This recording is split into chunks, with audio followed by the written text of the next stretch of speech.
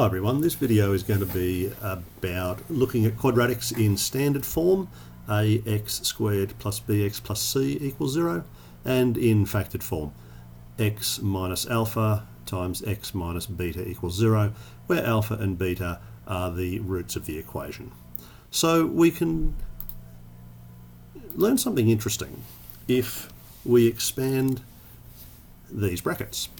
So multiplying through, we would find x squared minus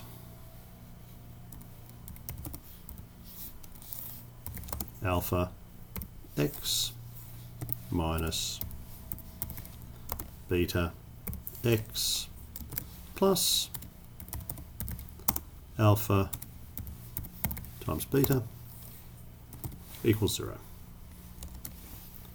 And then grouping the two middle terms together and using a common factor of x, this is neatly written as x squared minus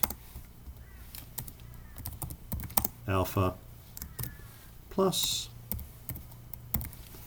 beta times x plus, and I'll use brackets just for grouping here, alpha times beta equals 0. So that almost looks like it's in standard form now. The only difference is that the coefficient of the x squared term here is a 1. So let's go back over to the standard form and let's divide through by a.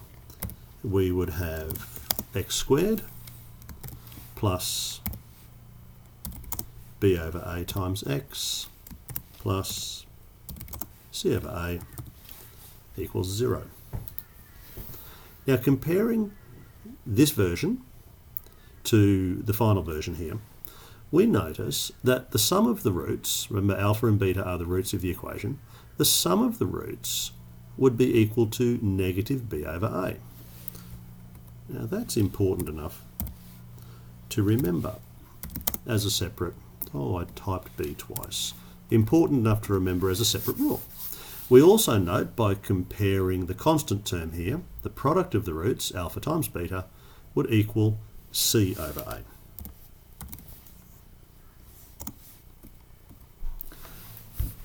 These ideas are worth remembering. That's why I have them in yellow. And that's how they come about.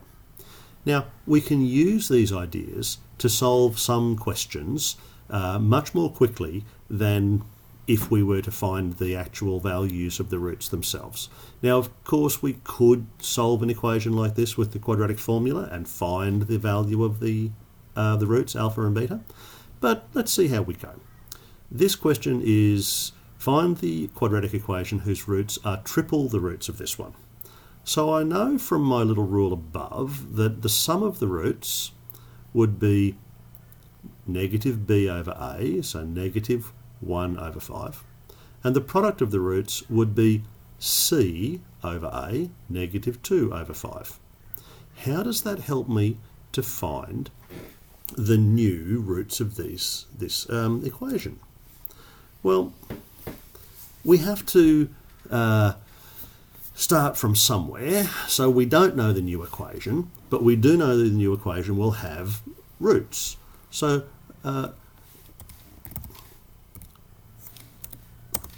let the roots of the new equation be, now we wouldn't want to call them alpha and beta because we've already used those, so let's call them theta and let's go phi. That seems reasonable. Now let's think about the product, beg pardon, the sum of the roots, the sum of the new roots. So, oh, what did I do then? Oh, I've done something bad. Try again. Now it's working. So the sum of the new roots will be theta plus phi. And we were told in the question that each of those was 3 times the original ones. So we would have 3 times alpha plus 3 times beta.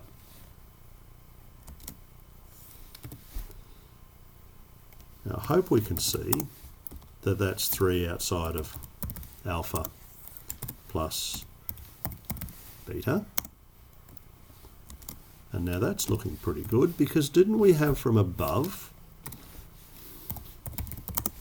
that alpha plus beta was -1/5?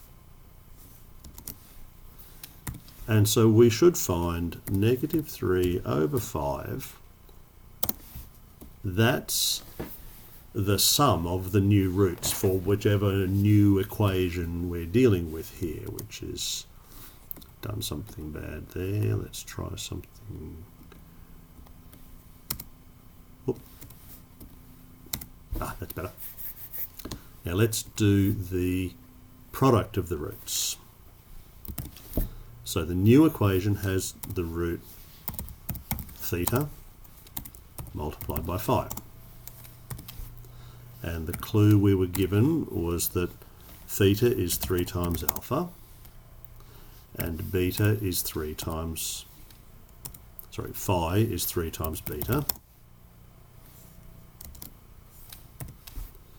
Well, 3 times 3 is 9. Alpha times beta. Sorry, forgot to press the spacebar. That's better. Well, there's the 9. Now, didn't we have from above, just here, that alpha times beta was -2/5?